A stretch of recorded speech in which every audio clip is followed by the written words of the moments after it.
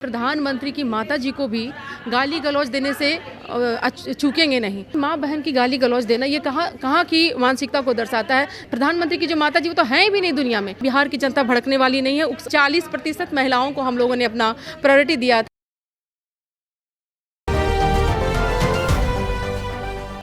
नमस्कार, मैं प्रिया राज, आप देख रहे हैं स्वराजपुर। देखिए, अभी हम मौजूद हैं बिहार की राजधानी पटना के भारतीय जनता पार्टी कार्यालय, जहां पे आज महिला प्रकोष्ठ की तमाम महिलाओं ने बातें रखी। हालांकि इन दिनों सोशल मीडिया पर तेजस्वी यादव लगातार बयानबाजी तो करते नजर आते हैं, लेकिन इसी बीच एआई का दुरुपयोग भी लगातार होता नजर आ रहा है। सबसे पहले तो आपका स्वागत करना चाहेंगे स्वराजपुर। आपका भी बहुत बहुत स्वागत।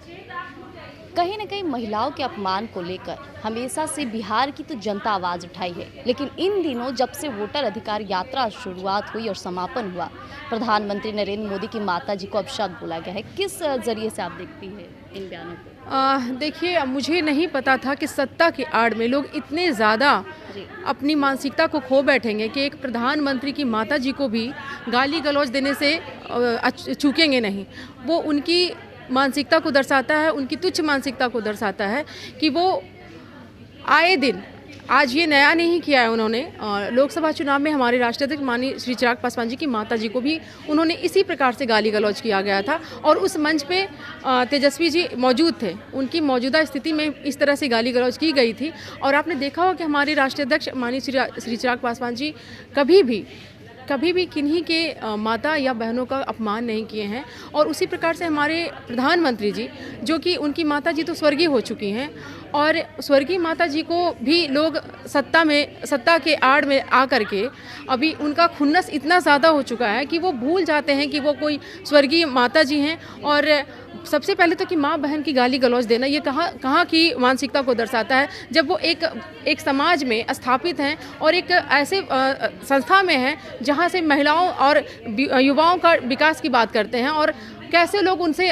प्रभावित होंगे, यहाँ की महिलाएं किस प्रकार से उनसे प्रभावित होंगी। ये इस तरह की आलोचनाएं करते हैं, इस तरह की निंदा करते हैं, हमारे कभी प्रधानमंत्री की माता जी हों या कभी हमारे राष्ट्रीय अध्यक्ष माननीय श्री चिराग पासवान जी की माता जी हों। तो यानी कि राजनीति में कहीं ना कहीं महिलाओं की भागीदारी कुछ गलत संदेश में प्रस्तुत हो रहा है, क्योंकि लगातार देखा जाता है कि जब भी बात आती है राजनीति तो महिलाएं ही अपमानित होती हैं। वही तो अच्छा, गाली तो अगर गाली भी बनाए हैं ये लोग तो हमेशा हर लोग जो भी हैं महिलाओं को जोड़ करके ही गालियाँ क्यों बनती हैं? ये पुरुष वर्ग आपस में ही गाली गलौज क्यों नहीं करते हैं?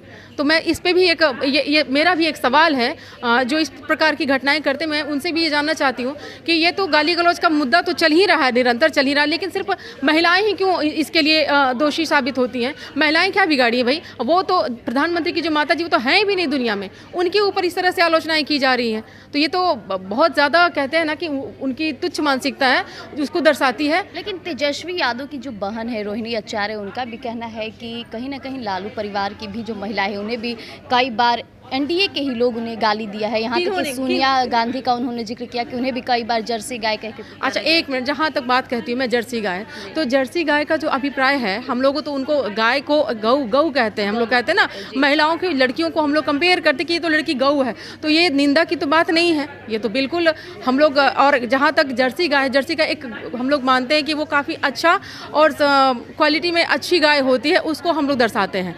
और इसीलिए हम लोग गाय का मतलब एक महिला और एक माँ को एक अच्छे वे में इसको संबोधित किया जा सकता है, लेकिन उसको भी ये गाली के रूप में प्रदर्शित कर रहे हैं। तो ये तो मुझे नहीं लगता है कि उनकी वो दिमाग में बैठा चुके हैं कि भाई कोई भी हमारे एनडीए के घटक दल हों, उनको इसी प्रकार से वो उनकी बात को बतंगड़ बना करके प्रस्तुत करेंगे, लोगों को भड़काएंगे, उकसाएंगे। लेकिन बिहार की जनता भड़कने वाली नहीं है, उकसाने वाली मुद्दों पर भी उकसने वाली नहीं है, क्योंकि यहाँ की महिलाएं हैं और युवा हैं, वो देख चुके हैं कि 90 के दशक में वो किस दौर से गुजरी हैं। और अब हमारे जो प्रधानमंत्री हैं, हमारे जो मुख्यमंत्री हैं और ये जो डबल इंजन की सरकार है, इससे बिहार की महिलाएं और युवा किस प्रकार से विकसित हो रहे हैं, ये पूरी बिहार की जनता देख रही है। और बिहार की जनता जो है हमारे एनडीए के साथ है। आने वाले भविष्य में जो महिलाएं हैं अगर पार्टी में आती है तो एनडीए पार्टी की सोच किस तरह की है महिलाओं को लेकर? देखिए, एनडीए पार्टी की सोच आपने देखा है कि बिहार में जो डबल इंजन की सरकार है, हमारे महिलाओं को किस प्रकार से हर एक अनेक क्षेत्र में आप देख रही हैं कि डेवलप हो रही है। महिलाएं कभी आप देखती होंगी कि हमारी लेडी कांस्टेबल हैं, आप यातायात में भी देखती हैं कि हमारी महिलाएं बहनें जो हैं वो अभी संभाल रखी हैं बागडोर सारी।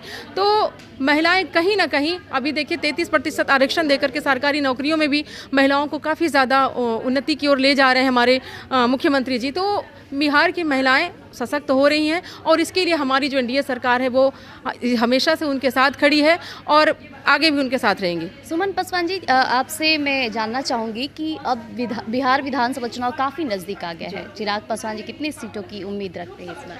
देखिए, हमने अभी लोकसभा चुनाव में अपना 100% स्ट्राइक रेट पे अपना जीत हासिल किया था।